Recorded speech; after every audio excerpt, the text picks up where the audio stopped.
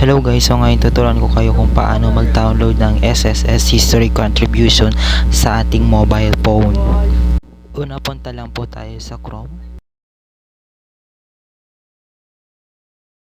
At i-search lang po natin ang SSS login.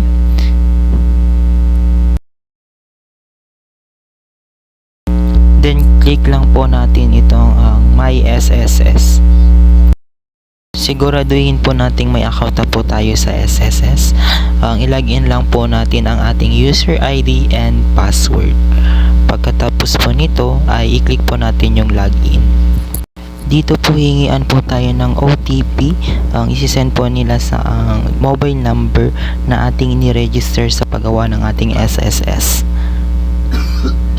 So click lang po natin itong get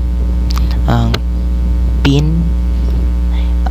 At hintayin lang po nating mag-text ang SSS sa ating mobile number.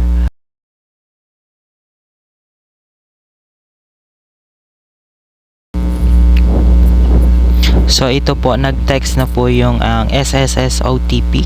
So click lang po natin itong number and save, and i-copy paste lang po natin dito, and then login po. At eto na nga po guys, nakalagin na po tayo sa ating SSS account. Ang scroll lang po natin ito at i-click ang agree, and punta po tayo sa ating profile. Then punta po tayo sa ating my details. Pagkatapos po nito, punta po tayo sa my contribution.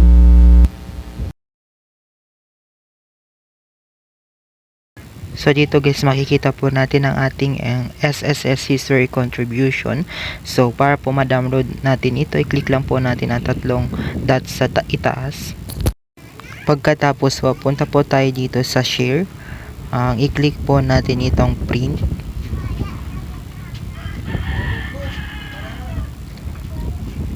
At ito na po, makikita po natin dito ang ating SSS History Contribution. So click lang po natin itong letter, and then select lang po natin itong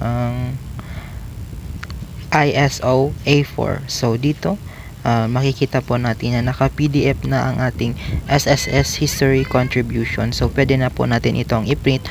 Click lang po natin itong download. Mapupunta na po tayo dito. Then edit lang po natin ito para po mabilis kong mahanap mamaya. So click lang po natin ang save.